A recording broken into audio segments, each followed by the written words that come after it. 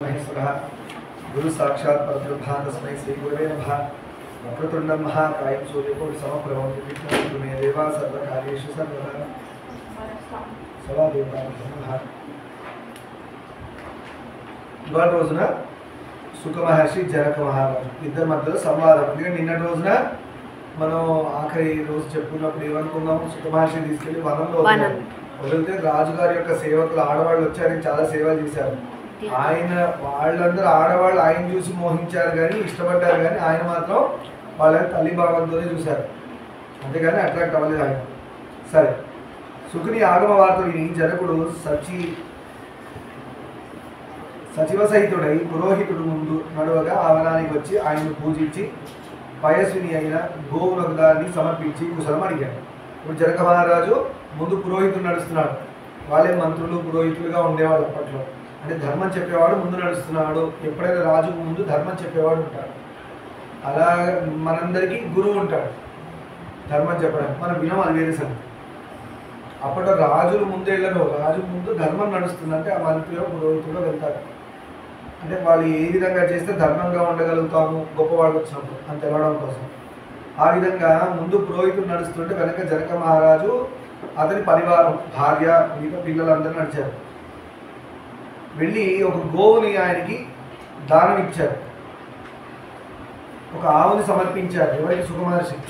జనక మహారాజు సమర్పించి, బాగున్నారండి, అంతా బాగానే ఉన్నాయి, మేము చేసిన సేవలని మీకు నచ్చాయా, ఇబ్బందులు ఏమైనా కలిగాయా, ఇవన్నీ కనుక్కోవాలి రాజు.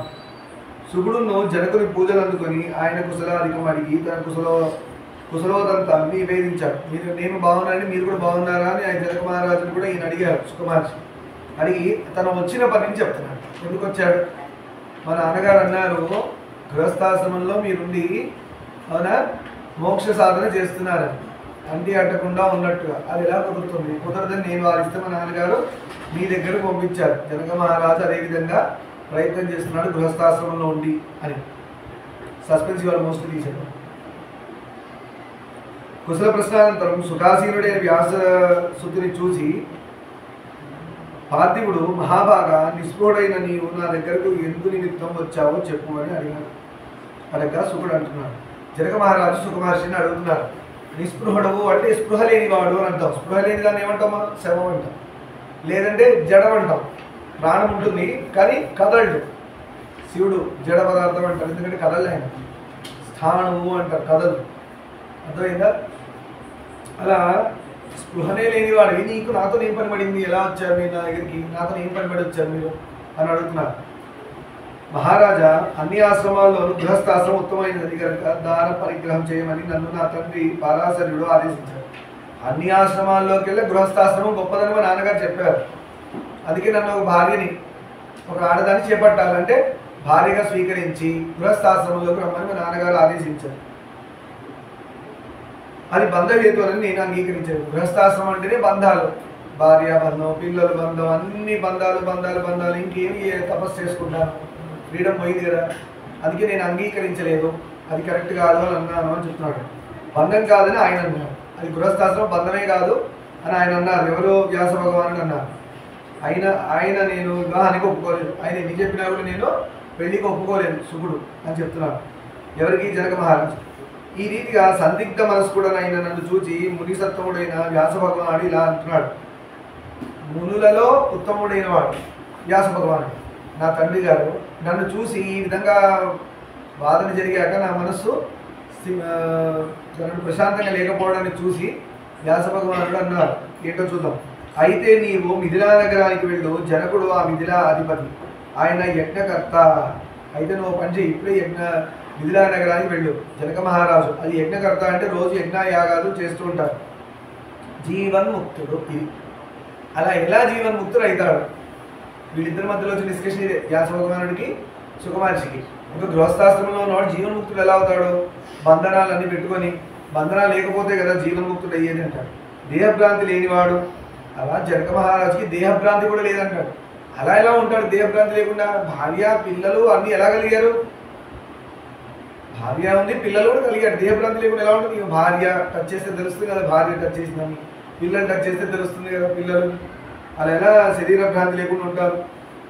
అలానే కాకుండా కష్ట నష్టాలు తెలియకుండా ఎలా ఉంటాయి, మంచి చెడ్డలు, శత్రువులు, మిత్రులు.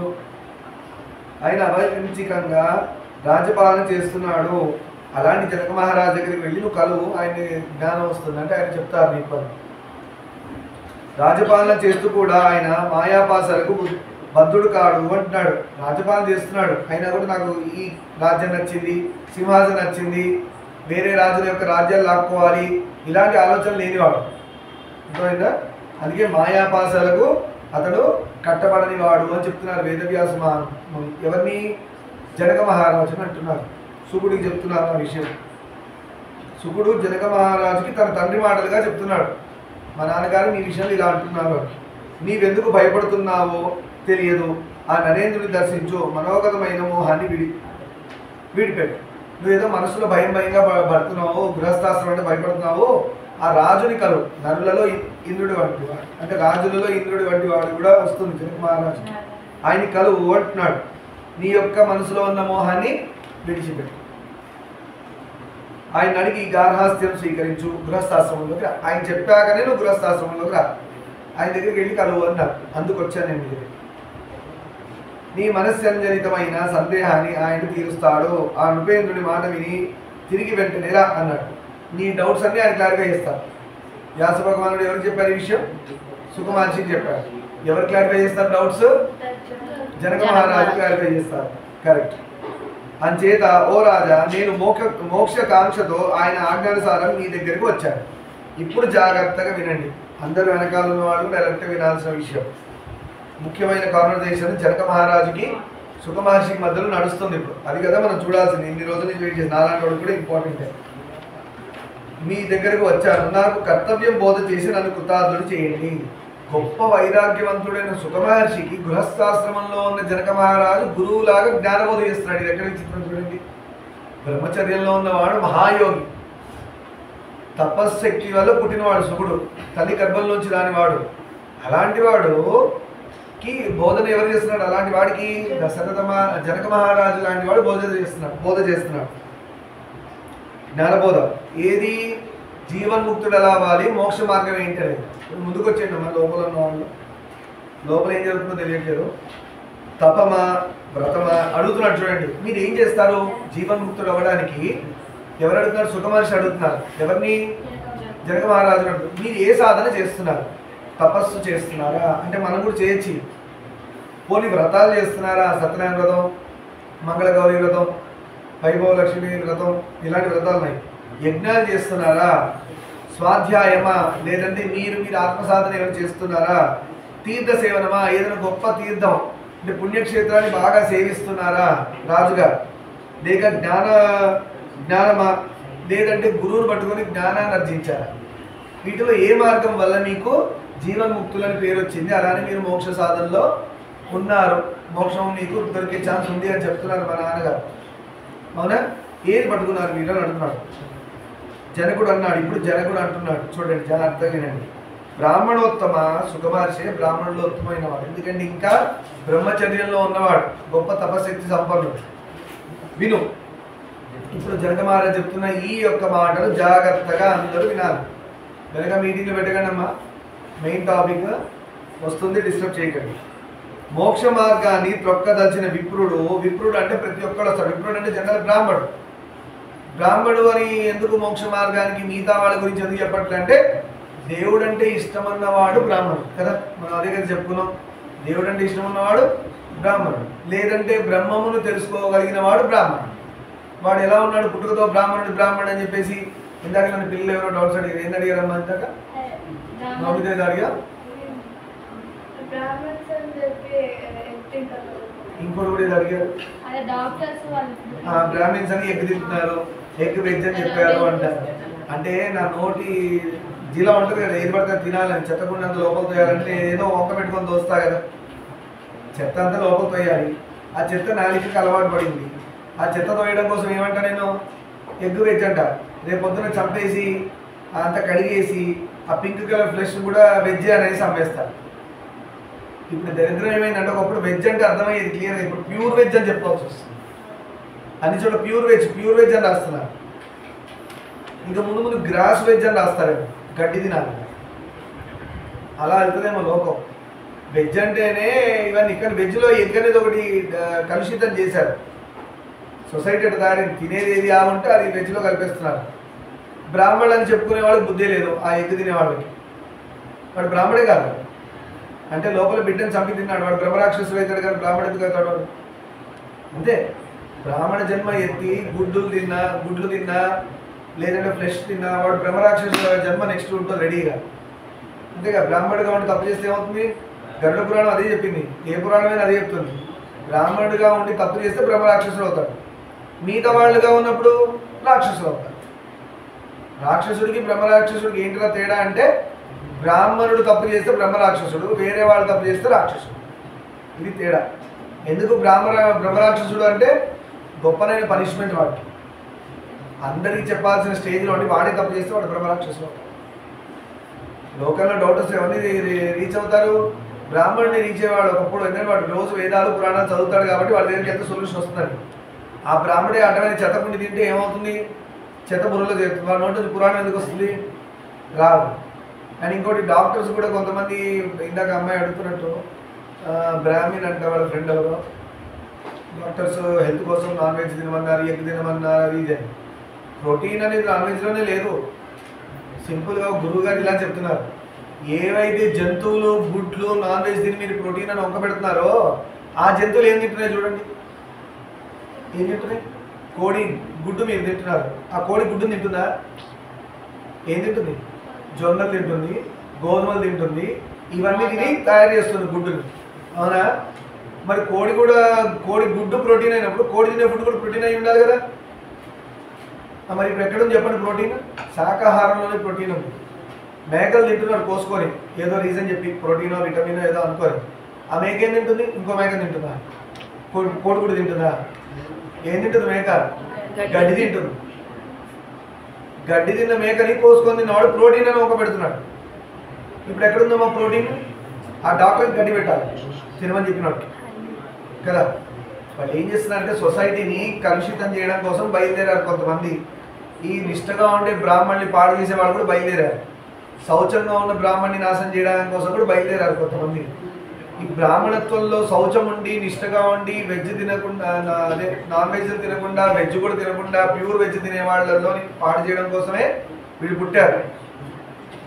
అందుకని సొసైటీలో ఎక్కడ పడితే అక్కడ తినడం అనేది పెద్ద పెద్ద గురువులు చేయరు.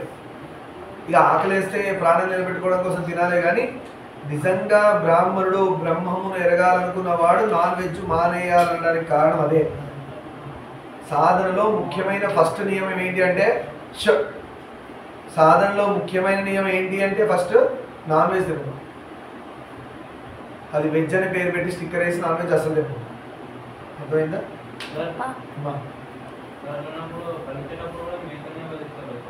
అదే బలులు ఇవ్వడం వేరు నాన్న. బలి ఇవ్వడం అనే కాన్సెప్ట్ వేరు, ఇది వేరు. బలికి కూడా ఏం చెప్పారంటే, పొట్టేలు ఉందనుకో దానికి ఏముంటుంది? తలబిరుస్తనం ఉంటుంది.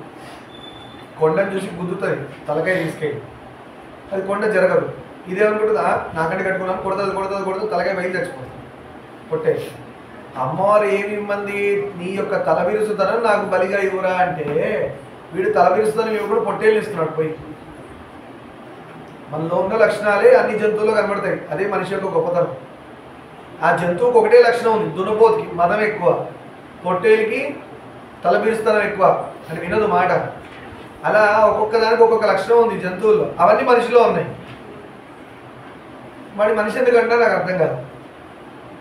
సూపర్ ఎనిమల్ అన్నారు, సూపర్ ఎనిమల్ అని పేరు పెట్టాలి మనిషికి. అమ్మవారు ఏమడిగిందంటే, నీ యొక్క లక్షణం పోవడం కోసం నాకు బలి ఇవ్వరా, నా నవరాత్రులు చేసేవా నువ్వు, ఓకే నీ లక్షణం నాకు ఇచ్చేయండి. వీడేం చేశాడు? మేక బలిచ్చి తింటున్నాడు హాయిగా. పులిని బలిచ్చి తినని చూద్దాం. పులి లోపల అమ్మవారికి బలిచ్చేస్తున్నాడు కదా. అమ్మవారికి మొక్కుకుంటుంది, వీడిని బలిచ్చేస్తాను, వీడు అన్యాయంగా అన్నింటి చంపి తింటున్నాడు. మనిషికి ఉన్న దిక్కుమాల లక్షణం ఏంటంటే, ఏదైతే వాడికంటే వీక్ ఎనిమల్ ఉందో దాన్ని బలి అనే పేరు మీద చంపి తింటున్నాడు. వాడికంటే వీక్గా ఉన్న వాటిని బలి అనే పేరు పెట్టి చంపి తింటున్నాడు. ఏ దేవతామూర్తి బలి కోరదు. అందరం బిడ్డలమే కదా. 84 లక్షల జీవరాశుల్లో 84 లక్షల వర్ణం పెట్టలేదు మనిషికి. 84 లక్షల జీవరాశుల్లో మనిషి కూడా ఒక జీవే. వాడు కూడా ఎనిమిలే. మరి బలి అంటే మరి మేకలు కూడా మొక్కుకోవాలి, మనిషిని బలిస్తారు. కోళ్ళు కూడా మొక్కుకుంటే మనిషిని బలిస్తే మా వంశం బాగా అభివృద్ధి చెందుతుంది అని. నిజమే, కోళ్ళు కూడా అలా మొక్కుకుంటే ఏమవుతాయి? మనిషిని బలిస్తాడు, కోళ్ళు బ్రతికి బయటపడతాయి. ఎందుకంటే అవే గారు తింటున్నాడు. కోవిడ్ అందుకే వచ్చింది, చెప్పిన మాట వినరు వీళ్ళటో. అందుకనే ఇవన్నీ పోయి కంప్లైంట్ ఇచ్చినాయి దేవుడికి. మనిషి అనే ఒక జీవి మిగతా 83,99,999 జీవరాశులు చంపి తింటున్నాడు, వాడు ఒక్కడిని లేపేయని రిక్వెస్ట్ పెట్టే అప్లికేషన్ ఎప్పటి నుంచో పెడితే 2021 యాక్సెప్ట్ చేశాడు. హాయిగా ఉంది, ప్రశాంతంగా ఉంది, చాలా వరకు పోయారు. ఇంకా గొప్ప గొప్ప వచ్చి కొంచెం ప్రశాంతత వస్తుందేమో అనుకుంటున్నాను. ఇలా చెప్తున్నందుకు నేను మనిషికి అగేన్స్ట్ అని ఎవరిని గొడవ చేయొచ్చేమో. ఎందుకంటే అంటే మనమే చూసాం టీవీల్లో, మనిషి ఇంట్లో వస్తే జంతువులు ఎంత బాగా స్వేచ్ఛగా బయట తిరిగినాయి. వర్షాలు ఆ ఇయర్లో పడ్డాయి, ఎంత ఫ్రెష్ వాటర్ ఉన్నాయి. 2021లో పొల్యూషన్ లేదు. రోడ్ల మీద టీవీలో చూపిస్తుంటే జంతువులని రోడ్ల మీదకి వచ్చేసాయి, ఎక్కడెక్కడి నుంచో సౌండ్ లేక ఎంత హాయిగా తిరిగినాయో. మనమే చూసి అయ్యో మనమే వీటికి అడ్డా అని వీలైన వాళ్ళు ఎంతమంది ఉన్నారు. మనం చూసాం అవన్నీ వీడియోస్, మీరు కావాలంటే చెక్ చేసుకోండి. 2021-22 కోవిడ్ వచ్చిన టైంలో జంతువులు ఎంత హాయిగా ఉన్నాయి. స్కై కూడా చాలా క్లియర్గా ఉంది, పొల్యూషన్ లేదు, ఏం లేదు, ప్రశాంతమైన జీవనం. ఎక్కడైనా అంతా కామ్, తలుపులు వేసుకుని లోపల సింపుల్గా ఎవరిని వాళ్ళ ఇళ్ళలో జైల్లో పెట్టేశాడు లోపల. దేవుడు తలుచుకుంటే అలా చేయగలడు. ఎప్పుడైనా మనం అనుకున్నామా మన జీవితాలు ఎప్పుడైనా మన తలుపులు మనం వేసుకొని ఇంట్లో జైల్లో కూర్చున్నట్టు కూర్చోవాలి, బయటకు కూడా పోకుండా? అలాంటి రోజులు వచ్చాయా లేదా? అందుకు జాగ్రత్త పడండి. దొరికాయి కదా అని అన్ని కోసుకొని తినకండి, దొంగతనంగా. ఇప్పుడు ఎగ్ తినద్దన్నారు, బ్రెడ్లో కేక్స్లో ఉంటాయి కదా, ఎగ్ కలిపితేనా తినకూడదు. అందుకే పాపాలు ఏం చెప్పారు? ఒక తాగుబోతు పాపం కింద వస్తుంది. తాగుడు అలవాటు ఉన్నాడు పాపాత్ముడు. అలాంటి వాడితో తిండి తిన్నా, అలాంటి వాడితో స్నేహం చేస్తే వీడు కూడా తాగినట్టే అంటున్నారు. అదే లెక్క దీనికి కూడా వస్తుంది. ఎగ్ తిన్నా ఒకటి, ఎగ్ బ్రెడ్లో కలుపుకొని తిన్నా కూడా ఒకటి, ఎగ్ తిన్నట్టే. అందుకని చూసుకొని తినాలి, ఏంటంటే అవి తొయ్యకూడదు లోపలికి. అన్ని ఇష్టం ఉన్నాడు బై మిస్టేక్ దేవుడు యాక్సెప్ట్ చేస్తాడు, బట్ దానికి చిన్న పనిష్మెంట్ ఉంటుంది, పెద్దది ఉండదు. ఎందుకంటే నిప్పు బై మిస్టేక్ నోట్లో వేసుకున్నాం, నిప్పు ఎర్రగా ఉంటుంది, బై మిస్టేక్ నోట్లో వేసుకుని ఏమవుతుంది తెలియదు కాబట్టి ఇప్పుడు ఉమ్మేస్తావు, చిన్న కాలటేది కాలుతుంది. లేదు నేను నిప్పుని తింటాను అనుకుంటూ వేసుకుంటే బొబ్బలకి రెడీగా ఉండాలి తర్వాత ఏం తిన్నా లేదు. అంటే ఈ నాన్ వెజ్ తినే వాళ్ళందరూ కూడా అదే మనం ఇండికేషన్. వెజ్ తినేవాడి లైఫ్ స్టైల్లో ఉన్న రోగాలు, నాన్ వెజ్ తినేవాడి రోగాలు మీరు క్యాల్కులేట్ చేస్తే highest disease prone or disease resistance తక్కువ ఉన్నవాడు నాన్ వెజ్ తినేవాడు, డిసీజ్ రెసిస్టెన్స్ ఎక్కువ ఉన్నవాడు వెజ్ తినేవాడు. చెక్ చేసుకో. అందుకే అంటే ఇందాక జీవులు, నాన్ వెజ్ తినే జీవులన్నీ తిని అన్ని రోజులు ఎందుకు పెట్టుకున్నాయంటే అవి ప్రోటీన్ అంతా కూడా వెజ్ మీద డిపెండ్ అయ్యాయి. నాన్ వెజ్ ఎనిమల్స్ అన్నీ కూడా వెజ్ మీద డిపెండ్ అయ్యాయి. మనిషి ఒక్కడే బుద్ధి లేకుండా ప్రోటీన్ కోసం ఎగ్ తింటున్నా, మేక తింటున్నా, చేపలు తింటున్నా అంటాడు. ఏ జీవి నాన్ వెజ్ తింటాడు? ఒక పులి అవి వేరు, carnivorous. Man is not carnivorous, right? వాడు అలా తయారయ్యాడు. అసలు మ్యాన్ కార్నివోరస్ కాదు. నోటికి రుచి కావాల్సి వచ్చి చంపుకొని కాల్చుకొని తింటున్నాడు, నోటికి రుచి కావాల్సి వచ్చి. సరే, జనకుడు అన్నాడు, బ్రాహ్మణోత్తమ విను, మోక్ష మార్గాన్ని తొక్కదలసిన వాడు ఇప్పుడు తొలతగా ఉపనీతుడై. ఫస్ట్ ఏం కావాలి? ఉపవీతం కావాలంటే బ్రహ్మయజ్ఞం తలపెట్టాలి, పొడుగు చేసుకోవాలి. అలాంటి వాడు బ్రాహ్మణుడు. ఉపవీతం ఉన్నవాడు బ్రాహ్మణుడు. ఉపవీతం ఈ దేనికి ఇండికేషన్?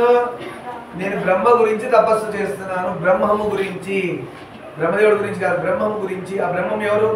మీకు ఇష్టమైన శివుడు కావచ్చు, విష్ణువు కావచ్చు, అమ్మవారు కావచ్చు, ఎవరైనా కావచ్చు. దాని గురించి తపస్సు చేస్తున్నాను ఇండికేషనే ఆ యజ్ఞోపవీతం. పింక్గా ఉంది సోనాగా ఈ హోలికర్. మోక్ష మార్గాన్ని యజ్ఞోపవీతం ఉంది, సీతమ్మ యజ్ఞోపవీతం ఉంది. మీరు అమ్మవారి పూజల్లో యజ్ఞోపవీతం సమర్పయామి అని వేస్తారు చూడండి. మోక్ష మార్గాన్ని త్రొక్కదలిచిన విప్రుడు తొలతగా ఉపనీతుడై గురువు దగ్గర వేదాభ్యాసం చేయాలి, వేదం నేర్చుకోవాలి. ఇది జనక మహారాజు ఎవరు చెప్తున్నారు? సుఖ మహర్షి చెప్తున్నాడు. ఫస్ట్ ఉపవీతం వేసుకోవాలి, అంటే గురువు ద్వారానో తండ్రి ద్వారా ఉపనయనం చేసుకొని గురువు దగ్గర వేదాభ్యాసం చేసుకోవాలి. మనకి వేదం ఉందా ఇప్పుడు? అందుకే పురాణాలు ఉన్నాయి, వేదం కూడా ఉంది. నేర్చుకోవడానికి ఇంట్రెస్ట్ ఉంటే నేర్చుకోవచ్చు. వేదాంగాలు అధ్యయనం చేసిన తర్వాత గురు దక్షిణ ఇచ్చి వివాహం చేసుకొని గృహస్థాశ్రమం అవలంబించాలి. గురువుకి దక్షిణ ఇచ్చి, గురు దక్షిణ ఏంటి? గురు చెప్పిన మంత్రం ఎంత చెప్తే అంత మించి చేయాలి. అదే గురుదక్షిణ. గురు మంత్రం తీసుకున్నవాడు మంత్రం చేయకపోతే ఆ గురువుకి శిక్ష. అందుకే మంత్రం తీసుకున్నవాడు స్ట్రిక్ట్గా మంత్రం చెయ్యాలి, లేదంటే ఆ గురువును పడేసిన పాపం మీ మీదకి వస్తుంది.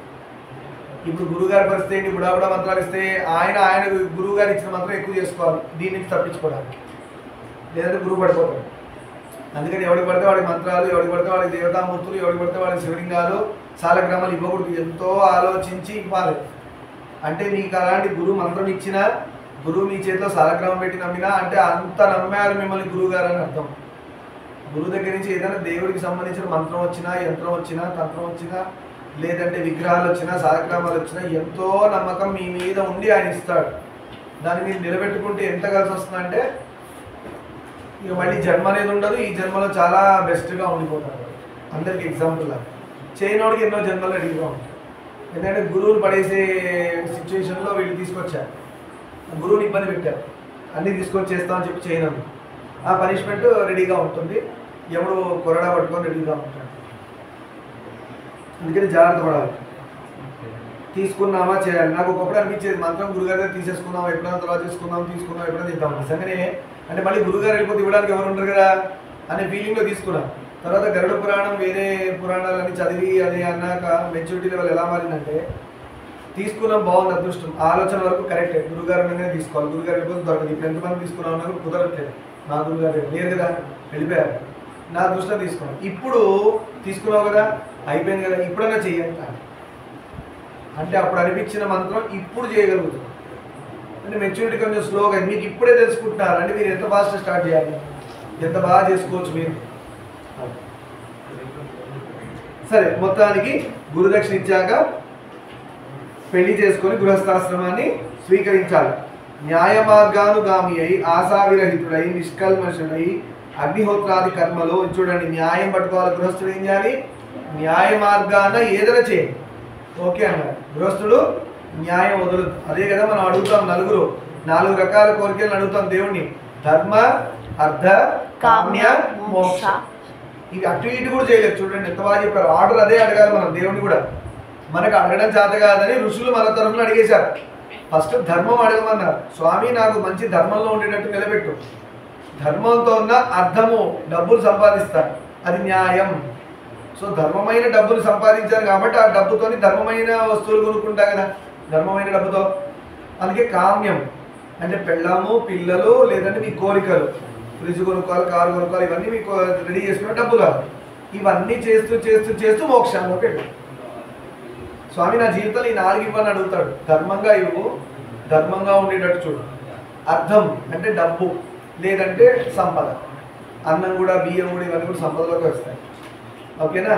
ధర్మ, అర్థ, కామ్యం అంటే కోరికలు తీర్చు స్వామి. ఎలాంటి కోరికలు? ధర్మమైన అర్థము, ధర్మమైన కామ్యము, ధర్మమైన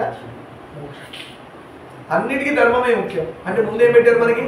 ధర్మం పెట్టారు. మరి ధర్మం ఎలా తెలుస్తుందంటే దురదలు కూర్చోండమ్మా, ముచ్చట వస్తాయి. దురదలు కూర్చోండి, లేదు మాట్లాడేవాడు లోపలికి వెళ్తే మిగతా వాళ్ళు వింటారు. ఇప్పుడు ధర్మాన్ని ఎందుకు ముందు పెట్టారు? ధర్మంగా ఉండేది జీవితం సరిగా వెళ్తుంది. ఎలా తెలుస్తుంది ధర్మంగా ఉన్నామా అధర్మంగా ఉన్నా అంటే వాడు పోయే టైంకి రోగాలు బట్టి గుర్తుపట్టచ్చు. ఎంత పెద్ద లిస్ట్ ఉందో. లేదు వాడి జీవితం అంతా కష్టంగా ఉంటుంటుంది. వాడు ఇప్పుడు చేసిన ధర్మాలు అధర్మాలు పోయిన జన్మవి కూడా ఉండొచ్చు. అలా అని ఎవరైనా కష్టపడుతున్న వాడిని పోయి మీరు తిట్టకూడదు. నువ్వు పాపాత్ముడు అందుకే నీకు ఇన్ని కష్టాలు ఉన్నాయని అనకూడదు. అప్పుడేమవుతుంది? వాడి కష్టం మీకు ట్రాన్స్ఫర్ చేస్తారు. విష్ణుమూర్తి ఎంత తెలివైన వాడు అంటే వెయిట్ చేస్తూ ఉంటాడు.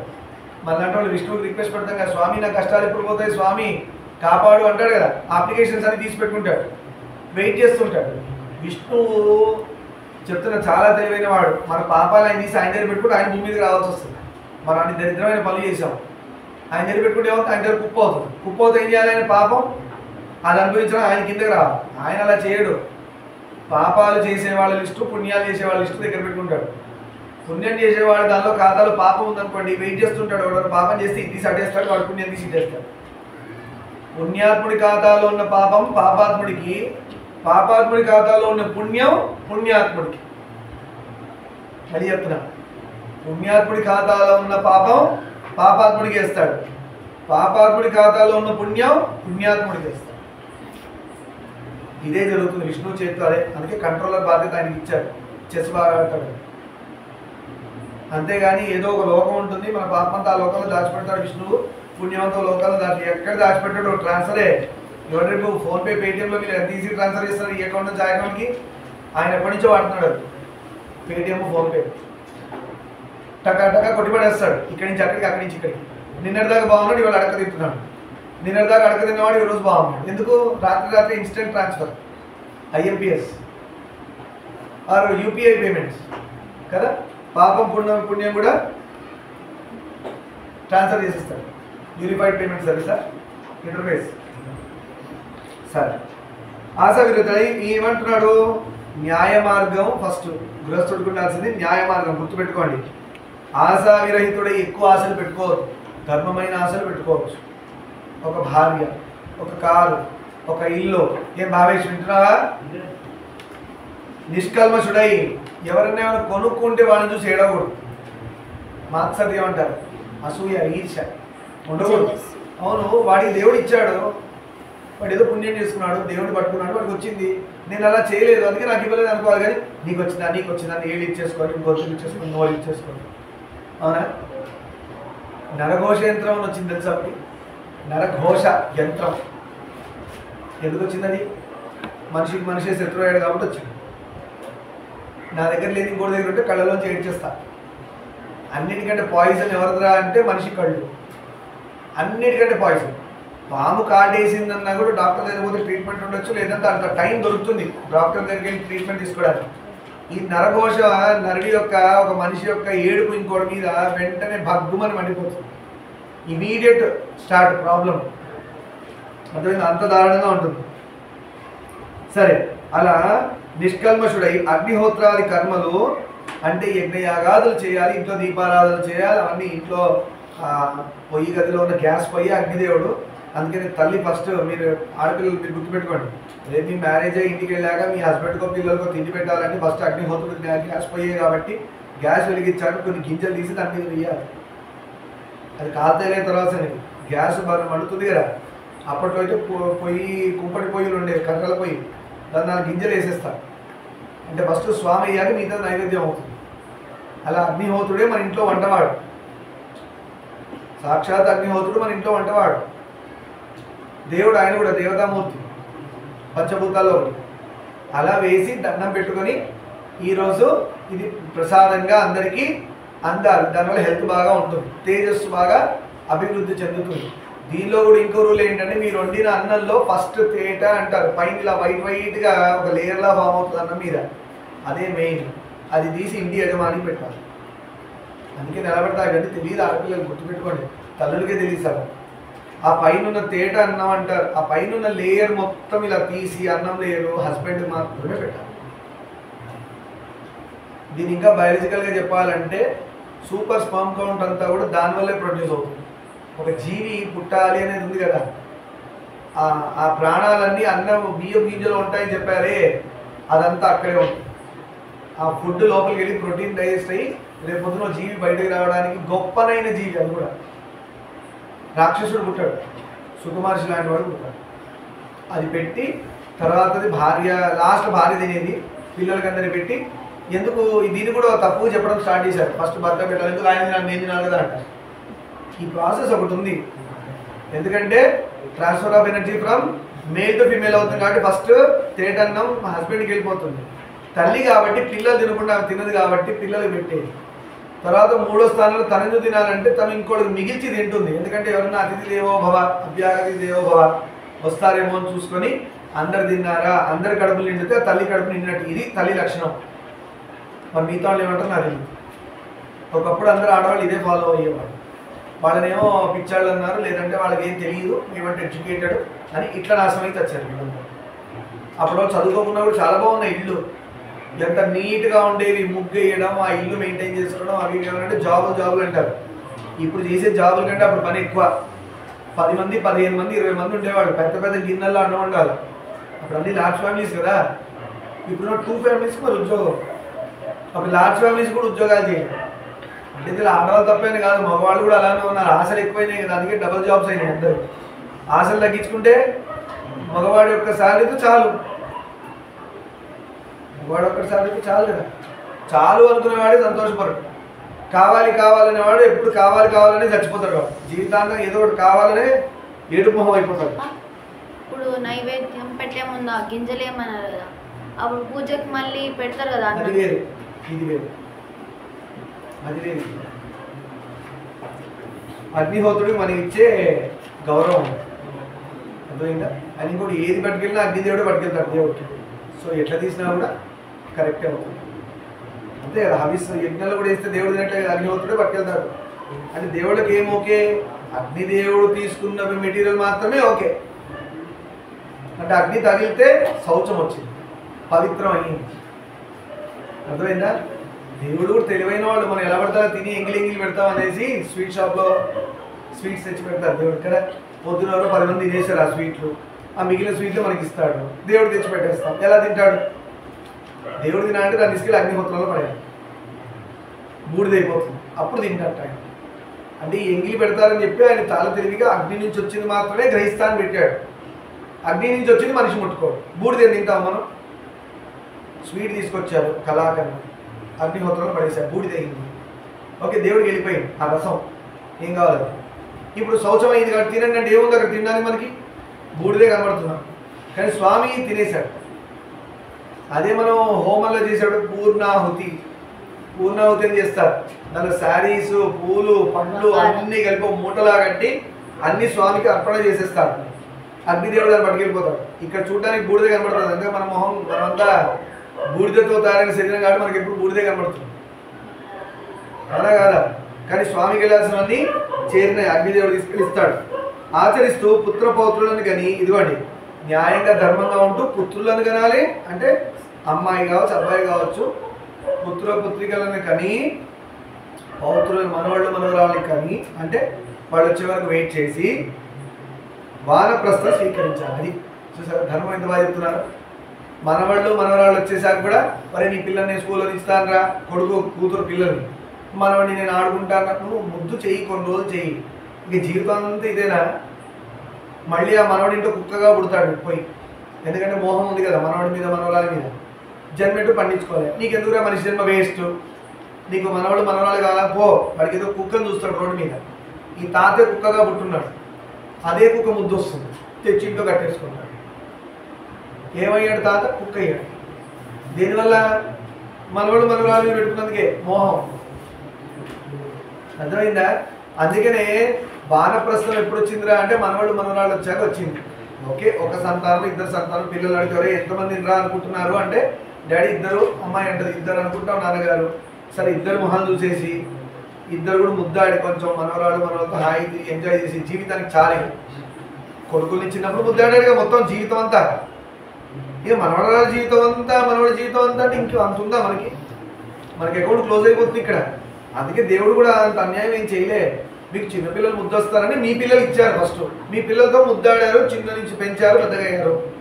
ఇంకో ఆప్షన్ ఏమి ఇచ్చారు నీకు? ఫోన్లే. వీళ్ళ మనవాళ్ళని కూడా చూసుకోవాలని ఉంటుంది కదా పాపం. కొడుకు కూతుర్ని ఎలా పెంచుతాడో చూద్దామని కోరిక ఉంటుంది. సో వీడు ఎలా పెంచుతాడు చూద్దాం, అలా పెంచుతాడా? అలాంటి కోరికలు ఏమున్నాయా? అది కూడా తీర్చాడు పాపం. ఆ మనవాడు కూడా పిల్లలు పుడతాడంటే వీడు మనకి ఏమవుతాడు? దరిద్రుడని అనాలి. అవునా కాదు? వానప్రస్థం వచ్చాక హాయిగా పైన ఒక కండువ, పైన షర్ట్ ఉన్నా లేకపోయినా పర్వాలేదు. ఎందుకు? అయిపోయింది జీవితం. మనవరాళ్ళు మనవాళ్ళే వచ్చారు, ఇంకా శరీరంతో నీ సంబంధం నీకు. పైన షర్ట్ అవసరం లేదు, ఒక కండువ పడేయి, పైన హాయిగా మంచి పంచ కట్టేయి, దోతో ఏదో పంచ కట్టేసేయి హాయిగా. టైంకి ఎవరు ముద్ద పెడతారో చూసుకో, లేదంటే ఎక్కడ ముద్ద పెడతారో అక్కడికి వెళ్ళిపో. రామ రామ అనుకోవడమే, కృష్ణ కృష్ణ శివ శివ అనుకోవడమే. అంతేగాని అప్పుడు చెడ్డీ వేస్తాడు మనవాడు వేసినట్టు. 70 ఏళ్ళ ముసలోడు చెడ్డీ వేసుకొని గాగుల్స్ పెట్టి స్టైలిష్గా తిరుగుతూ ఈ మనవాడు స్కూల్లో దించడు, బ్యాగ్ వేసుకొని మళ్ళీ వీడు రాము. అది ఎలా ఉంటుందంటే మన ఉప్పలు నాగోలు ఏరియాలో గుబిలు తీసేవాడు ఉంటారు పాప, సంచి వేసుకొని తిరుగుతారు. సేమ్ అలానే ఉంటారు ఆ ఏజ్లో. ఆ సంచిలు వేసుకొని నేను వాళ్ళని తక్కువ అంచనా అంటే వాళ్ళు పాపం జీవనం కోసం చేసుకుంటున్నారు. వాళ్ళు చేసేది మంచి పనే, సహాయం. ఈ దరిద్రుడు అలా తయారవుతాడు, సంచి తగిలించుకోవడం. కళ్ళు కనబడి సాగు తట్టుకొని పడతాడు. మళ్ళీ ఇంట్లో వాడుకో నొప్పి. ఇంట్లో నాలంటి వాడు ఎవడో పూజ చేసుకునేవాడు ఉంటే వాడు వీడికి సేవ చేయడం సరిపోతుంది. వీడిని ఎవడమన్నాడు బయటికి మనవాళ్ళు తగిలించుకోవడం. ఓకే, ఇప్పుడు నాకు కళ్ళు కనబడలేదు స్పెట్స్ అందుకే నోరు మూసుకొని ఉండాలి. నేను ఈ ఏజ్లో నాకు అడగబట్టే దాని దగ్గర నేను ప్రిపేర్ అవ్వాలి. 70 ఏళ్ళ ముసలోడు నీకు ఎందుకు అసలు? ఇంక ఇప్పుడు కూడా వాక్మ్యాను, ల్యాప్టాప్, టీవీ, గోల, అబ్బో సీరియల్స్. 70 ఏళ్ళకు కూడా దేవుడు నవ్వుకుంటుంటాడు ఇట్లాంటి వాళ్ళని చూస్తే. అరే భలే ఉన్నాడు వీడు అని పైన చూసి నవ్వుతుంటాడు. వీడు ముసలాడు అయ్యాక యంగ్గా అవుతున్నాడు, చెడ్డీలు వేస్తున్నాడు, ఫోకస్ పెడుతున్నాడు, అవునా, బండి మీద తిరుగుతున్నాడు. రోడ్డు మీద ఒకసారి నేను బండి నడుపు వెళ్తుంటే ముసలోళ్ళు అడ్డొస్తుంటారు. నేను ముసలోళ్ళు ఏమనట్లేదు, నీ ఏజ్ నువ్వు బండి వేసుకుని ఎందుకు ఎక్కువ నాకు టెన్షన్ పెట్టడానికి. ఇటు పోతే ఇటు వస్తాడు, హారం కూడా తిరిగి తిరిగి చూస్తాడు, చికాకు మొహం పెడతాడు. చూసారు ఎప్పుడైనా? ఎంత బీపీ రైజ్ అవుతుందో మనకి. అందుకని గవర్నమెంట్ రూల్ పెట్టింది 65 తర్వాత లైసెన్స్ ఇవ్వాలి, అయినా కూడా బండి వేసుకొని వెళ్తాడు. వాళ్ళకి రెస్పెక్ట్ ఎందుకు ఇవ్వచ్చు? నీకు 60 ఏళ్ళు గవర్నమెంట్ రిస్ట్రిక్షన్ పెట్టి లైసెన్స్ ఇవ్వనన్నాక నువ్వు తప్పు చేస్తున్నానని అర్థం కదా.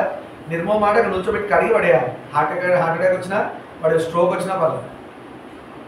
నీ లైఫ్ డెలికేట్ అని 60 ఇయర్స్ దాటితే నీ లైఫ్ డెలికేట్. ఆ పండు పండిపోయి ఎప్పుడు కింద పడుతుందో తెలియని పరిస్థితి కదా. అందుకే మృత్యుంజయ మంత్రులు ఏమన్నారు? ఓం త్రయంబకం యజామహే సుగంధిం పుష్టివర్ధనం ఉర్వారుకమివ వందన మృత్యోర్ముక్షీయం అమృతాత్ అని అడుగుతున్నాం. స్వామి ఏమడుగుతున్నావు? స్వామి నా జీవితం నీ తపస్సు చేసి చేసి చేసి పండిపోయి ఆ తర్బూజా ఎలా ఉంటుంది, బాగా స్మెల్ వస్తుంది, అలా పండిపోయి ఎప్పుడు తొడిమి నుంచి ఊడిపోయి పడిపోతుందో తెలియదు. అలాంటి సుగంధం అంటే నీ తపస్సుతో ఎలా, అలాంటి ఈజీ డెత్ నాకు ఇవ్వని అడుగుతున్నారు. గుడి పోయేదేమో త్రయంబకం యజామహే అనేది బండి తీసేది మళ్ళీ స్టార్ట్, ఇంకోటి టెన్షన్ పెట్టాను. ఎవడు అడిగాడు నేను ముసలోళ్ళని ఎందుకు వెళ్ళమన్నా రోడ్డు మీద? మళ్ళీ కింద పడితే బీపీ షుగర్ ఒక చిన్న ఘాటు పడితే ఓ సంవత్సరం ఉంటుంది, అది తగ్గకుండా. ఎందుకు పొమ్మన్నారు? దీనివల్ల ఏమవుతుంది తెలుసా? నిజంగా గృహస్థుడు డిస్టర్బ్ అవుతున్నాడు. గృహస్థ జీవితంలో ఇంకోటి చాలా జాగ్రత్త గుర్తుపెట్టుకోవాల్సిన విషయం ఉన్నాయి కొన్ని. మీరు రేపు ఇలాంటి సఫర్ అవ్వద్దు. మీరు బ్రహ్మచర్యంలో అంటే బ్రహ్మచర్యంలో ఉన్న వాళ్ళు ఏం చేయాలి అవే చేయాలి. మీరు గృహస్థుల్లోకి వెళ్తే గృహస్థుడు ఏం చేయాలి అవే చేయాలి. పెద్దవాళ్ళని దగ్గర పెట్టుకుని ఇప్పుడు నేను ఉన్నాను, మా అమ్మ నాన్న ఉన్నారు, వాళ్ళు వానప్రస్థంలో ఉన్నారు. వానప్రస్థ సలహాలు తీసుకొచ్చి నాకు ఇస్తారు గృహస్థంలో ఉన్నారు. అర్థమైంది ప్రాబ్లం ఏంటో? అయ్యి దేవుడు చేయాలి ఎక్కువ, మీరు వాళ్ళ సినిమాలు అవన్నీ చూడొద్దు. మా పిల్లలు కూడా చెప్తుంటారు ఎందుకు అవి సినిమాలు చూస్తుంటారు, కార్టూన్ ఎందుకు చూస్తారు. వాళ్ళు బ్రహ్మచర్యంలో చిన్నపిల్లలు ఆ ఏజ్లో వాళ్ళు కూడా చూస్తుంటారు. ఈ ముసలోళ్ళు ఏమైంది, వానప్రస్థంలో ఉన్న వైరాగ్యం తీసుకొచ్చి బ్రహ్మచర్యంలో గృహస్థుడికి పెడితే ఉల్టా అయిపోలే, రాంగ్. నిర్మోహమాటం వినద్దు. అప్పుడు ఏం చెప్పాలి? అమ్మ మీరు వానప్రస్థంలో ఉన్నారు, మీరు ముసలోళ్ళు, మీరు పెద్దవాళ్ళు అయిపోయారు, మీరు రామకృష్ణ అనుకోవాలి. నేను భార్యతో తిరగాలి, పిల్లలతో జూ పార్క్ పోవడమో సినిమా పోవాలి. గృహస్థుడికి విధించిన ధర్మాలు అవే. భార్యను సుఖపెట్టాలి, పిల్లలు సుఖపెట్టాలి. ఎందుకంటే డబ్బులు వేస్ట్ చేస్తారంటే మీరు అనుకోవాలి కదా. గృహస్థుడు డబ్బులు వేస్ట్ చేయకపోతే వేస్ట్ అంటారు దాన్ని. దాన్ని ధర్మంగా స్పెండ్ చేస్తున్నా అంటారు. భార్యనో పిల్లల్ని బయట తీసుకెళ్ళారు. ఇంట్లో ముసలి ఏమంటారు, ఎందుకంటే డబ్బులు దండ చేస్తున్నావు అంట. నువ్వు గృహస్థుడుగా ఉన్నప్పుడు నువ్వేం చేసావు? అదే చేసావు కదా. కానీ నువ్వు ఇప్పుడు పండినందుకు నీకు అది తప్పు అనిపిస్తుంది. ఏ తప్పు అనిపిస్తుంది? నీ పిల్లలు చేసేది తప్పు అనిపిస్తుంది. ఒకప్పుడు మీ తల్లిదండ్రులు ఇలా చెప్పలేదు కదా నీకు, మరి అంటే వాళ్ళు కరెక్ట్, తాత ముత్తాతలు కరెక్ట్. ఇది రేపు పొద్దున నీకు వచ్చే ఇష్యూస్ ఇదే. వాళ్ళ ఏజ్ ఏంటి, వాళ్ళు ఏ ఆశ్రమంలో ఉన్నారు చూసి వాళ్ళు చెప్పే మాటలు నేనున్న ఆశ్రమానికి వర్తిస్తాయా? ఇదే ధర్మం. మా పిల్లలకి చెప్తుంటారు ఒకసారి, లేదా వేరే పిల్లలు కూడా చెప్తూ ఉంటారు ఏంటంటే ఇది తప్పు ఇది తప్పు అంటే. పిల్లలు అట్లే ఉంటారు. ఆ ఏజ్లో బ్రహ్మచర్యంలో పిల్లలు అట్లే ఉంటారు. వానప్రస్థుడు అలానే ఉండాలి, అన్ని వదులుకొని వైరాగ్యంతో. సన్యాసి ఎలా ఉండాలో ఆ ధర్మం, గృహస్థుడు ఎలా ఉండాలో అలా ఉండాలి. ఇది చాలా పెద్ద కన్ఫ్యూజన్. అదే అంటే ఆ ముసలోడు చెడ్డీ వేసుకోవడం అంటే గృహస్థుడు పోయి బ్రహ్మచర్యంలోకి వచ్చాడు, వానప్రస్థం వాడు. ఆ పని ఎప్పుడు చేయాలి? వాడు బ్రహ్మచర్యంలో ఉన్నప్పుడు నువ్వు ఎలా అన్నది ఎంత వేసుకొని తిరుగు, ముద్దు వస్తాం. జాగింగ్ చేసేటప్పుడు అడ్డ దిగ్గర తిరుగుతుంటారు కదా, ముద్దు వస్తారు బ్రహ్మచర్యంలో. గృహస్థుడు వస్తే భార్య ఉంది, వాడు పిల్ల 7 ప్యాక్ 8 ప్యాక్ వేసుకొని అన్ని ఇప్పేసుకొని తిరగకూడదు. వాడు అర్థం ఏంటి? గృహస్థుడు అంటే నీకు భార్య, నీకు సెటప్ ఏర్పరిచాడు గురువు గారు, దేవుడు. ఒక భార్య, పిల్లలు, నీకు ఒక ఫ్యామిలీ. ఆ మర్యాద డెవలప్ అవ్వాలి గృహస్థుల్లో. ఎంబడే ఒక ఆడదాన్ని చూస్తే ఆల్రెడీ భార్య ఉంది కాబట్టి ఇక భార్య కనబడకూడదు, ఇంకో ఆడదానిలో తల్లే కనబడాలి. అది ఫిక్సింగ్గా. ఒక్కసారి మ్యారేజ్ అయ్యిందా నీ తల్లి నీ భార్య వీళ్ళిద్దరు తప్పితే ఎవరైనా తల్లే. నీ భార్య తప్పితే అందరు తల్లులే. ఇది రావాలి. వీడేం చేస్తాడు? బ్రహ్మచర్యంలో వైరాగ్యం మాటలు విన్నాడు, బ్రహ్మచర్యంలో వానప్రస్థుడు మాటలు విన్నాడు, బ్రహ్మచర్యంలో యూట్యూబ్లో దిక్కుమాలి గృహస్థానికి సంబంధించిన చూశాడు. ఏమయ్యాడు? బ్రహ్మచర్యం పాడు చేస్తాడు. ఈ పాడు చేసిన బుద్ధి గృహస్థంలోకి వచ్చింది. వచ్చిపోయి గృహస్థంలో పని చేస్తాడా? చెయ్యడు. ఎందుకంటే నాలుగు బ్రహ్మచర్యంలో చేసి వచ్చాడు కదా. ఈ ఆశ్రమం తీసుకెళ్ళి దానిలో కలిపాడు. ఇప్పుడు ముద్దుపేటగా అయ్యాడు. ఈ గృహస్థంలో ఏం చేస్తాడు? విసుకొచ్చి భార్య వస్తుంది కదా, భార్యను టార్చర్ చేస్తుంటాడు. ఎందుకే పిల్లలు అవసరమా, జీవితం ఎందుకే, పిల్లలు అవసరమా, పోషణ అవసరమా అంటాడు. ఇది వైరాగ్యం. దీనివల్ల ఏమవుతుంది? వంశం నాశనం. తల్లిదండ్రులు కోరికలు పోయినాయి, వంశం ముందుకెళ్ళదు. పితృదేవతలు వాడి మొహాన్ని ఎన్ని శాపనార్థాలు పెట్టాలని పెడతారు. ఆడి జీవితం కష్టం, ఆ అమ్మాయి జీవితం కష్టం. ఆ అమ్మాయి పాప పెళ్లి చేసుకుని వచ్చి పిల్లలు కానీ హాయి వంశం అనుకుని ఆ పిల్ల వస్తుంది. ఈ దరిద్రుడు ఏం చేశాడంటే అటు ఇటు చేశాడు. గృహస్థాశ్రమం కాస్త ఏమైంది? పోయింది. ఇప్పుడు ఏం తీసుకొచ్చాడు? దానిలో వానప్రస్థం తీసుకొచ్చి మాట్లాడతాడు.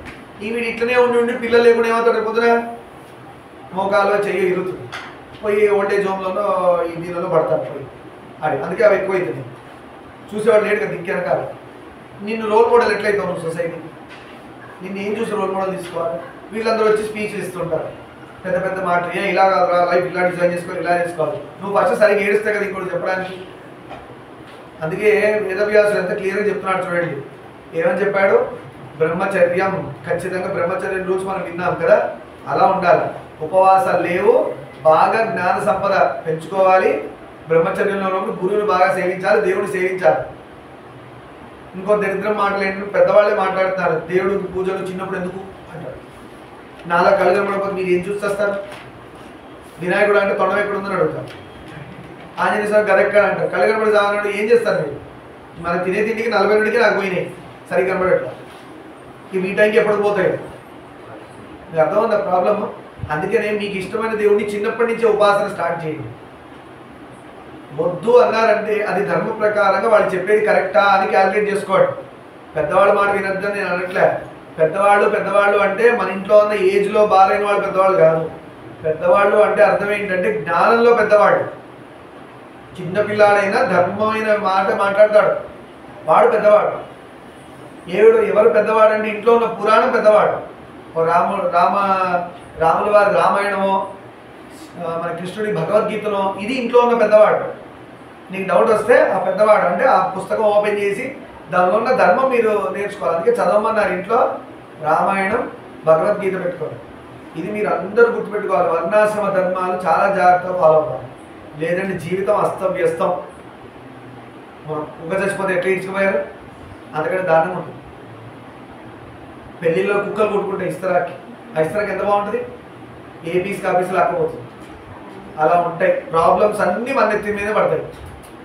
పెద్దవాళ్ళకి ధర్మం తెలియట్లేదు, చదవట్లేదు, వినట్లేదు.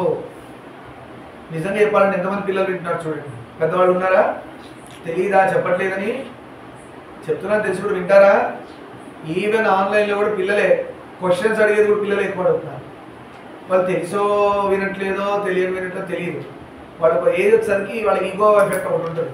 నేను ఎందుకు వినాలి చిన్నోడు అన్నట్టు. అందుకని మీరు ఏంటంటే నా ఉద్దేశం కూడా ఎవరికో గొప్ప వాళ్ళకి పెద్దవాళ్ళకి చెప్పాలని నా ఉద్దేశం ఏం లేదు.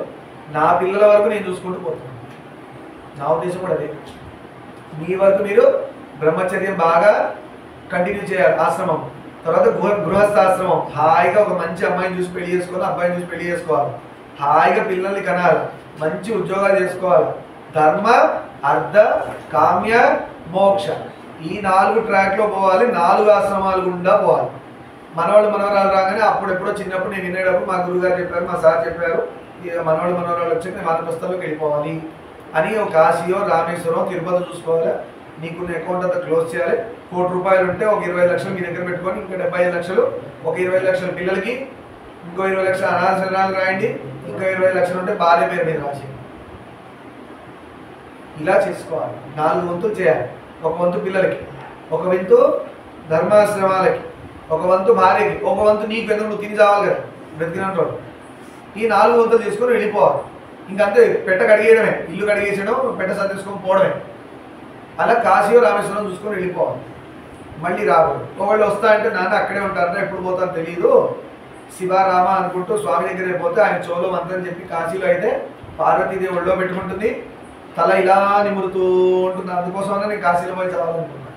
అట్లీస్ట్ పార్వతమ్మ ఒళ్ళో కూర్చుంటాం, ఆ పోయే టైం అమ్మవారు తల నిమురుతుంది ఇలా ఇలా ఇలా. ఏనైనా ప్రాణం పోయే నొప్పి వస్తుందా? సరే నేను తల నిమురుతాను. తల్లి కదా, బిడ్డ ప్రాణం పోతుంటే ఓర్చుకోలేదు, ఇలా ఇలా అమ్మవారు అంటారంట. అప్పుడు శివుడు వచ్చి చెవులో ప్రణవ మంత్రం చెప్తారు.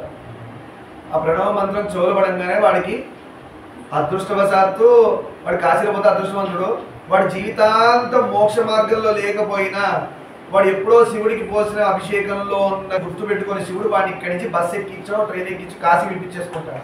పిలిపించుకొని వాడి టైం ఆయనకు తెలుసు కదా ఎప్పుడు ఫిక్స్ అయిందో, పిలుచుకొని ఆ టైంకి అక్కడ పెడతాడు ముహూర్తం వాడి పట్టుకెళ్ళి. ఆ యొక్క రుద్రభూమిలో ప్రాణం వదలడమా జీవితానికి అంతమించిన గొప్ప అలంకారం అంటారు సరే. మనం ఎన్నో సాధిస్తాం, కాశీలో మరణం సాధించాలి, అది గొప్ప మరణం. నేను ఐఏఎస్ అయ్యాను, ఐపీఎస్ అయ్యాను, పిహెచ్డీలు బొమ్మ మన మశానం అన్నీ వేస్టే. ఇవన్నీ ఏదో రోజు మనం పోయాక తగలెట్టేస్తాం. చదవద్దనట్ల గొప్ప చదువు చదవండి, కానీ జనక మహారాజు ఏం చెప్తున్నారు దాని నుంచి, మీరు చదివిన దానిలో న్యాయం ధర్మం పెట్టుకొని దానికి ఎక్కువ అటాచ్ అవ్వకుండా మీ ధర్మం చేయండి, డబ్బులు సంపాదించండి. ఎంతవరకు సంపాదిస్తారు?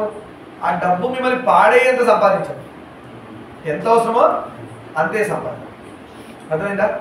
కొంతమంది కూడా ఇలా అడుగుతూ చెప్తుంటారు. పొద్దున కూడా ఒకటి గుర్తొచ్చింది, రోగానికి మందించే డాక్టరు ఆ మందు వేసుకుంటాడా? రోగానికి మందించే డాక్టర్ ఆ మందు వేసుకుంటాడా? వేసుకోడు కదా. ఇప్పుడు జ్వరం వచ్చిందని చెప్పి రోగానికి వచ్చాడు జ్వరం, ఏదో వాడికి మలేరియా ఉందో టైఫాయిడ్ ఉంది, ఆ మందు రోగికి ఇస్తున్న డాక్టరు ఆ మందు వేసుకుంటాడా? ఇచ్చేటప్పుడు అంటే ఆ రోగానికి ఏ మెడిసిన్ అదే ఇస్తాడు, అంతేనా కదా? ఏ రోగానికి ఏ మెడిసిన్ డాక్టర్ తెలుసు, అలానే అన్ని తెలిసిన లోపల వేసుకుంటాడు, వేసుకోడు. అర్థమవుతుందా? అలానే మీ ఆశ్రమంలో మీకు ఏది కావాలో మీరు ధర్మ ప్రకారంగా వేదం చెప్పినట్టుగా ఏమేమి బ్రహ్మచర్యం, గృహస్థం, వానప్రస్థం, సన్యాసం అంటే కాషాయ బట్టం కట్టుకోవాలి, దండం స్వీకరించాలి.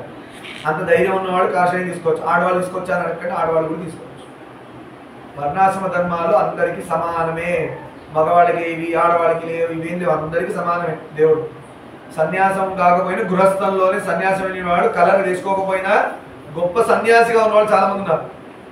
రమణ మహర్షిగా రామకృష్ణ పరమహంస వాడు ఒంటి మీద ఆరెంజ్ కలర్ బట్టలు చూసారా, యోగులు వాడు అలా అని చెప్పుకుంటూ పుత్రపోతులను కానీ వారప్రస్థం స్వీకరించాలి. అనంతరం తపస్సు చేసి హరిషడ్వర్గాన్ని జయించి మన లోపల 6 శత్రువులు ఉన్నారు. ఎవరెవరు వాళ్ళు? వానప్రస్థం వచ్చాక వీటి మీద ఎక్కువ ఫోకస్ చేయాలి. నాలో కోరిక పుడుతుందా, ఓహో కామం ఉంది నాలో ఇంకా అని దాన్ని కట్ చేయాలి. కామం, క్రోధం, ఇది కామం తీరలేదని కోపం వస్తుంది. ఎందుకు? కోరిక తీరకపోతే వస్తుంది, కోపం వస్తుంది, జీవితం అని మన మీద మనకు ఫస్ట్ కోపం వస్తుంది. కోపం వస్తే ఏమవుతుంది? తప్పు పని చేస్తాడు. కామ, క్రోధ, లోభ, మోహ, మదం, మాత్సర్యం, ఇవి దీని మీద ఫోకస్ చేసి ఇవి పోగొట్టుకోవాలి. ఎప్పుడు? వానప్రస్థంలో. కానీ ఇప్పటి నుంచే ఫోకస్ చేయాలి.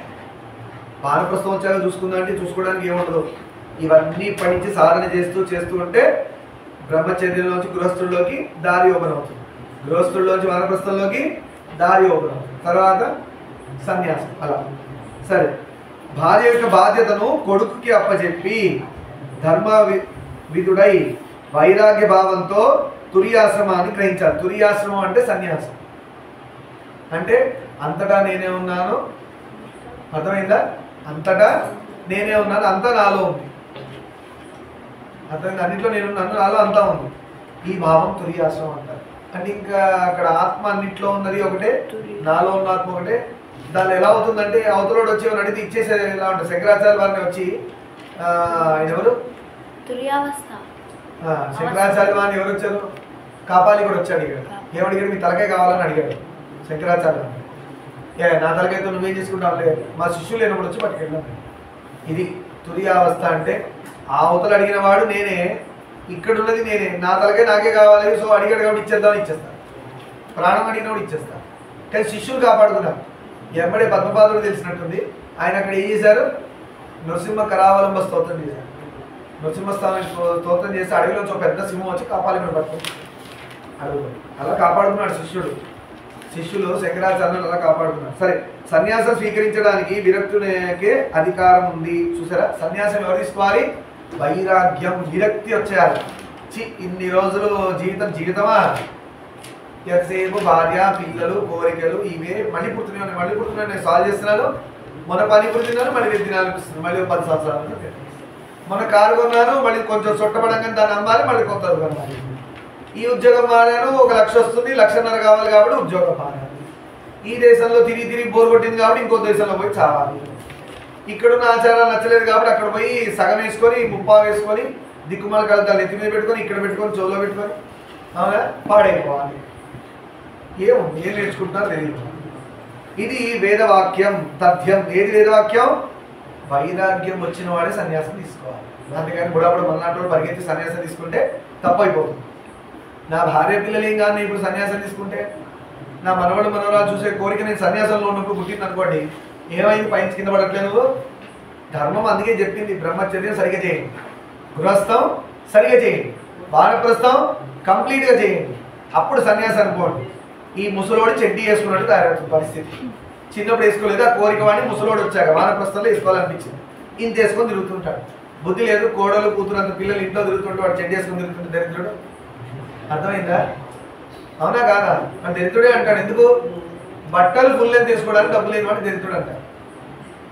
అవునా కదా? మనవాళ్ళు మనవరాలు తిరుగుతున్నా నీకు చెడ్డీ అవసరం నీ మొహానికి. వానప్రస్థంలో ఉన్నవాడు ఎంత ముచ్చటగా ఉండాలి, విభూతి పెట్టుకొని హాయిగా ధ్యానం చేసుకుంటూ ఒక పైన కండువ కప్పేసుకొని ఒక పంచ కట్టుకొని హాయిగా ఒక మూల కూర్చొని ధ్యానం చేస్తుంటే మా తాతయ్య దగ్గరికి వెళ్ళి మనవాళ్ళు వెళ్ళి తాతయ్య రాముడి గురించి చెప్పు, కృష్ణుడి గురించి చెప్పు, ఈ విధంగా కదా హెల్దీ క్లైమేట్ మూవ్ అవ్వాలి. అందుకని ఇంకేదో దిక్కుమాల క్వశ్చన్ నీ చెడ్డీ ఏంది, ఇది ఎక్కడి నుంచి స్టైలు, ఆ చెడ్డీ నేను కూడా వేసుకుంటాను, సొసైటీ ఎక్కడ పోతుంది? ఎక్కడ పోతుంది? ఎక్కడికో పోతుంది, ఏట్లో పోతుంది. వేదాలు 48 సంస్కారాలు విధించాయి మనిషి కంట. ఇది వేదవాక్యం. సంస్కారాలు అన్నారు, ఒడుగు ఒక సంస్కారం. ఓకే, ఇలా కొన్ని ఉన్నాయి సంస్కారాలు. అలా 48 సంస్కారాలు వేదం చెప్పింది. ఒక మనిషి తన జీవితం పుట్టినప్పటి నుంచి చచ్చిపోయే లోపల ఈవెన్ చావుది కూడా సంస్కారం. అర్థమైందా? చనిపోయిన వాడికి ఏం సంస్కారాలు చేయాలి అనేది కూడా ఈ 48లో ఉన్నాయి. పుట్టినప్పుడు ఏం సంస్కారం చేయాలి, ఓకేనా? పిల్లాడు పెద్దగా అయ్యాక ఒడుగు అప్పుడు ఏం సంస్కారం చేయాలి, చచ్చినప్పుడు ఏం సంస్కారాలు చేయాలి, పెళ్ళప్పుడు ఏం సంస్కారాలు చేయాలి, ఇవన్నీ 48 ఉన్నాయంట మొత్తం వేదం చెప్పింది. ఆడపిల్లలు కానీ మగవాళ్ళకి కానీ మొత్తం కలిపి 48. దీనిలో గ్రేట్నెస్ చూడండి. వాటిలో 40 గృహమేదికి, 40 ఉట్టి గృహస్థులు చేయాల్సినవి ఉన్నాయి. ఎన్ని చెప్పింది మొత్తం? 44. 48 48 వేదాలు చెప్తే దానిలో 40 గృహస్థులు చేయాల్సినవి ఉన్నాయి. మన గృహస్థుల జీవితం వేస్టా? ఎక్కువ మేజర్ పోర్షన్ వేదం దేని మీద ఫోకస్ చేసింది? గృహస్థుల మీద చేసింది. మిగతా 8 వరకు ఉన్నాయి. ఆ మిగతా 3 ఆశ్రమాల వాళ్ళకు ఉన్నాయి 8 సంస్కారాలు. అర్థమవుతుందా? అంటే ఇప్పుడు చూడండి గృహస్థుడు ఎంత వెయిటేజ్. ఇలాంటిది ఇప్పుడున్న దౌర్భాగ్యం. హిందూ సంప్రదాయంలో సనాతన ధర్మంలో పెళ్లిళ్ళు చేసుకోవడం మానేశారు, పిల్లలు కనడం మానేశారు. ఇది ఎక్కడి నుంచి వచ్చిన రోగం తెలియదు కానీ ఇది సనాతన ధర్మం పడిపోతుంది. ఇలానే పోతే పిల్లలు లేదనుకోండి, ముందుకు తీసుకెళ్లేవాడు ఎవడు ఉంటాడు, గురువు చెప్పేవాడు ఉంటాడు, చెప్పిన మాట వినడు. దీనికి కారణం ఏంటంటే వేరే దిక్కుమాల చాలా సమాజాలు ధర్మాలు బయలుదేరినాయి. వాళ్ళు ఏమంటారంటే భార్యను అక్కగా చూడు, భార్యను చెల్లెలుగా చూడండి, ఇంకా పిల్లలు ఎందుకు పుడతారు? ఈ దరిద్రం ఏడ్చింది వాళ్ళ దగ్గర. అంటే ఏమంటారు? నీలో ఉన్న ఆత్మ నాలో ఉన్న ఆత్మ ఒకటే, ఇంకా పిల్లలు ఎందుకు? అంతా ఆత్మే అంటారు. మరి భూమి మీద మరి వాళ్ళు ఎందుకున్నారు? మరి ఇంకో వాళ్ళ కోసం సపరేట్ ప్లేస్ ఉంటుంది కదా, అక్కడ పోయి ఉంటే బెటరేమో. భూమి ఉన్నది, భూమి మీద మనం ఉన్నది ఎందుకు అంటే 4 ఆశ్రమ ధర్మాలు కరెక్ట్గా మనం దాన్ని ఏమంటే సిన్సియర్గా ఫాలో అవ్వడానికి. అర్థమైందా? భూమి మీద మనం ఎందుకున్నాం? 4 ఆశ్రమ ధర్మాలని సిన్సియర్గా సక్రమంగా ఫాలో అవడానికి. బ్రహ్మచర్యం, గృహస్థం, వానప్రస్థం, సన్యాసం. అంతేగాని ఏదేదో ఇది సనాతన ధర్మం. సనాతన ధర్మం అందుకే అంత డిసిప్లిన్గా ఉంటుంది. మీరు వేరే వేరే ధర్మాల్లో వెళ్తే వాళ్ళకే పెద్ద కన్ఫ్యూజన్లు ఉన్నాయి. ఒకటి దేవుడు ఎక్కడ ఉన్నాడో తెలియదు, ఏ డైరెక్షనో తెలియదు, వాడు దేవుడు ఎలా ఉంటాడో తెలియదు. ఒక దేవుడు ఎక్కడో యాలాడి తీసి ఉంటారు, అది మనకు తెలియదు. ఇంకేమేమి ఎక్కడెక్కడ ఉన్నాయో తెలియదు. మనకు అన్ని ప్రూఫ్స్ కూడా ఉన్నాయి. మన దేవుడు ఎక్కడ నడిచాడు, శ్రీలంక నుంచి ఎట్లా, మన అయోధ్య నుంచి ఎలా వెళ్ళారు, మన సీతమ్మ ఎక్కడ పుట్టింది, కృష్ణుడు ఎక్కడ ఉన్నాడు, కృష్ణుడితో వాళ్ళ ఫ్రెండ్స్ ఎక్కడ ఆడుకున్నారు, ఎన్ని ప్రూఫ్స్ ఉన్నాయి లేదా? అలాంటి ధర్మంలో ఉండి అలాంటి ధర్మం ఏం చెప్పిందో అది చేయడం మన ధర్మం. ఇప్పుడు పాపం ఎలా వస్తుందిరా అంటే ఈ చెప్పిన ధర్మం వినకపోయినా, ఈ చెప్పిన ధర్మం ఫాలో అవ్వకపోయినా పాపం స్టార్ట్. అది రోగ రూపేణ మళ్ళీ ఫ్యూచర్లో ఇబ్బంది పెడుతుంది. కష్ట రూపేణ కానీ రోగ రూపేణ వస్తుంది. సరే, ఒక ఆశ్రమం నుండి మరో ఆశ్రమంలోనికి అడుగు పెట్టాలని శిష్టాను శాసనం. అదే వేదం ఎలా చెప్పిందంటే నెమ్మదిగా ఒక ఆశ్రమం మనం డిస్కస్ చేసినట్టుగా ఈ ఆశ్రమం నుంచి ఆశ్రమం మెల్లమెల్లగా వెళ్ళాలి. ఒకరోజు వర్ణాశ్రమాలు కూడా మనం డిస్కస్ చేసాం. ఏంటది? బ్రాహ్మణ, క్షత్రియ వైశ్య శూద్ర. అలా దీనిలో శూద్రుడు అనగా ఫీల్ అవ్వాల్సిన లేదు. బ్రాహ్మణుడు కానివాడు క్షత్రియుడు కానీ వైశ్యుడు కానీ శూద్రుడై ఉంటాడు. క్షత్రియుడు కానివాడు వైశ్యుడైన శూద్రుడై ఉంటాడు. ఈ మూడు కానివాడు శూద్రుడే. దీనిలో ఫీల్ అవ్వాల్సిన ఏమీ లేదు. ఏ బ్రాహ్మణ అయితే బ్రాహ్మణని చెప్పుకొని ఎగ్గు తింటున్నాడో నాన్ వెజ్ తింటే వాడు శూద్రుడు. ఓకేనా? ఆర్మీలో డిఫెన్స్లో ఉన్నవాడు బ్రాహ్మణైనా కూడా వాడి క్షత్రియుడే అనాలి. ఎందుకంటే రక్షణ బాధ్యత తీసుకున్నాడు. వాడు యజ్ఞోపవీతం వేసుకుని ఆర్మీ పోయినా వాడు క్షత్రియుడు అనాలి. వాడు చచ్చినట్టు నాన్ వెజ్ తినాలి. బ్రాహ్మణైనా కూడా ఎందుకంటే వాడు దిగాడు కిందికి. వాడు తీసుకున్న ప్రొఫెషన్ ఏదైతే వెళ్ళాడు డిఫెన్స్లోకి వెళ్ళాడు. డిఫెన్స్ అంటే వాడు క్షత్రియుడు. ధర్మం ఏంటి? దేశ రక్షణ, మన జన రక్షణ. ఆ రక్షణ బాధ్యత ఎవరికి ఇస్తారు? క్షత్రియుడికి ఇస్తారు. సో అతడు నాన్ వెజ్ తిన్నందువల్ల తప్పేం లేదు. ఇక్కడ ఏం గోల్ వచ్చిందంటే వాడు అసలు ఆ ప్రొఫెషనే తీసుకోవద్దు. వాడు తీసుకున్నప్పుడు బ్రాహ్మణుడిగా ప్రవర్తిస్తుంటాడు. నేను బ్రాహ్మణుడండి, నేను సిక్క పెట్టుకోవాలా, నేను యజ్ఞోపవి చేసుకోవాలి, నేను నాన్ వెజ్ తినకూడదండి. ఎందుకంటే బ్రాహ్మణుడు. నువ్వు తీసుకున్న ప్రొఫెషన్ ఏంటి? క్షత్రియుడు. నువ్వు ఆర్మీలో, ఎయిర్ ఫోర్స్లో, డిఫెన్స్లో పోయావు. నువ్వేం చేయాలి? దేశాన్ని కాపాడాలి. నువ్వు పప్పు పులుసు తింటే నువ్వు ఎక్కడ కాపాడతావు? కాపాడతావా? గట్టిగా ఉండాలి, ఎక్సర్సైజ్ చేయాలా. అవతలో నలుగురు వచ్చినా కూడా వాడిని ఎదురు తిరిగి యుద్ధం చేసే శక్తి రావాలి. చాలామంది రాముడు నాన్ వెజ్ తింటాడు ఒప్పుకోరు.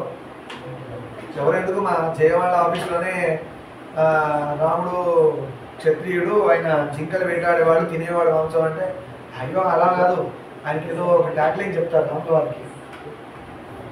ఆదర్శమూర్తి అని రాముల వారు అంటారు. అలా ఆయన ఎలా చంపుతాడు, అలా చేయడంటే క్షత్రియుడు. ఆయన క్షత్రియ ధర్మం ఏంటి? నిర్మోహమాటంగా నాన్ వెజ్ తినచ్చు. రాముడు మంచి సిక్స్ ప్యాక్ ఉంటుంది, కండలు ఉంటాయి, మంచిగా ఉంటుంది. ఆయన అభ్యాసం, ఆయన ఎక్సర్సైజ్ చేస్తాడు, చేయడానికి కాదు. కానీ రాముడిలో ఉన్న గొప్పతనం ఏంటంటే క్షత్రియుడి దగ్గర ఆగిపోలే. ఆయన బ్రహ్మత్వంలో కూడా వచ్చాడు. విశ్వామిత్రుడు పట్టుకొని ఆయనకి తెలియని శాస్త్రం లేదు, రాముడికి తెలియని ధర్మం లేదు, రాముడికి తెలియని పురాణం లేదు. ఇది గ్రేట్నెస్. అందుకు రాముడు కంప్లీట్ మ్యాన్ ఎలా అయ్యాడంటే నేను క్షత్రియుడినే అని ఆగిపోలేదు, బ్రహ్మత్వం కూడా నేర్చుకున్నాడు. అందుకే విశ్వామిత్రుడు ఏమన్నాడు? కౌసల్య సుప్రజారామ పూర్వా సంధ్యా ప్రవర్తతే ఉత్తిష్ట నరసాధువుల కర్తవ్యం దైవమానితం. గురువు గారు లేపారు. ఏంటంటే పొద్దున సూర్యుడు వస్తున్నాడు, ఆయన లేచి సంధ్య వార్చుకో, గాయత్రి మంత్రం జపించు, నీ కర్మలు చేయడానికి రెడీ అవ్వు అని చెప్పాడు. అని చెప్తూ ఈరోజు పురాణం ఇక్కడికి శుభం పలుకుతాం. సర్వం శ్రీమామేశ్వర పాదాలు నర్పణమస్తు. లోకాన్ని సంస్థాంచుకున్నాం. శాంతి శాంతి.